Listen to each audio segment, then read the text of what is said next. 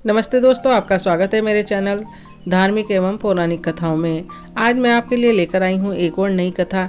आज मैं आपको सुनाऊंगी गोवर्धन पूजा की कथा। तो चलिए शुरू करते हैं। दीपावली के बाद पूरे देश में गोवर्धन पूजा बड़ी ही श्रद्धापूर्वक देश में मनाई जाती है। गोवर्धन पूजा का त्यौहार दिवाली के अगले दिन मनाया जाता है।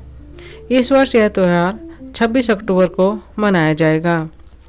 इस दिन भगवान श्री कृष्ण जी के साथ साथ भगवान अन्नकूट और गाय माता की पूजा की जाती है।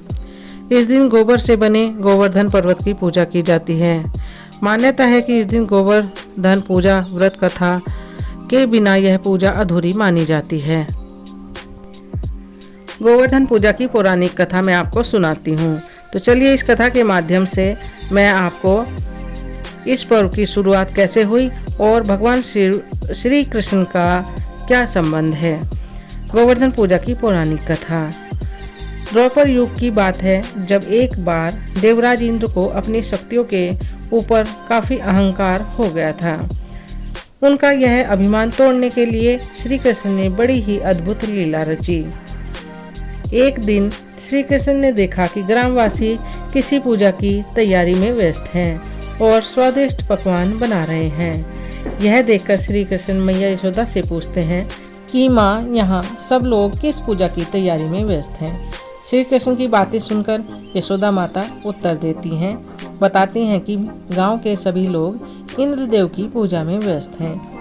कृष्ण जी आगे पूछते हैं कि उनकी पूजा क्यों की जाती है।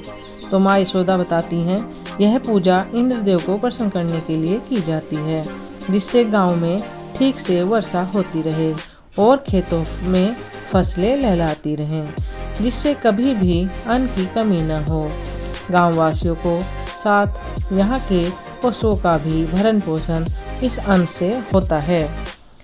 इस बात पर श्री कृष्ण ने कहा कि फिर इंद्रदेव की जगह गोवर्धन पर्वत की पूजा होनी चाहिए, क्योंकि गायों को चारा वहीं से मिलता है। इंद्रदेव तो कभी प्रसन्न नहीं होते हैं और न ही दर्शन देते हैं।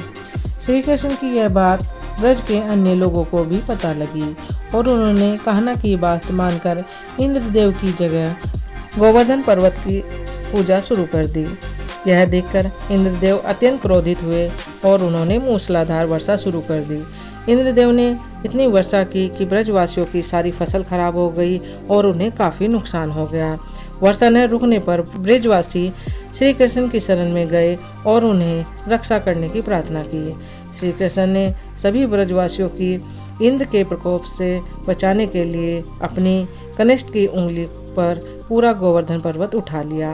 उन्होंने ब्रज के सभी लोगों से अपने गाय, बछड़े व अन्य पशु समेत पर्वत के नीचे शरण लेने के लिए कहा।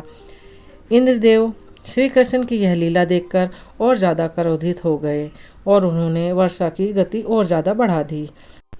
तब श्री कृष्ण ने सुदर्शन चक्र से कहा कि आप पर्वत के ऊपर विराजमान होकर वर्षा की गति को नियंत्रण करें, और शेषनाग से कहा, आप मेढ़ बनाकर पानी को पर्वत की ओर आने से रोकें। इंद्रदेव लगातार 7 दिन तक वर्षा करते रहे। तब ब्रह्मा जी ने इंद्र से कहा कि श्री कृष्ण भगवान विष्णु के अवतार हैं। उन्हें श्री कृष्ण जी की पूजा की सलाह दी। ब्रह्मा जी की बात सुनकर इंद्र ने श्री कृष्ण से क्षमा मांगी और उनकी पूजा करके अन्नकूट का 56 तरह का भोग लगाया। तभी से गोवर्धन पर्वत की पूजा की जाने लगी और श्री कृष्ण को प्रसाद में 56 भोग चढ़ाया जाने लगा। दोस्तों, यह गोवर्धन पूजा से जुड़ी पौराणिक कथा है। आप ऐसी ही अन्य कथाओं के लिए मेरे चैनल धार्मिक एवं पौराणिक कथाओं से जुड़े रहें और मेरे चैनल को लाइक, शेयर और सब्सक्राइब जरूर करें। दोस्तों, आप सभी का कथा सुनने के लिए बहुत बहुत धन्यवाद।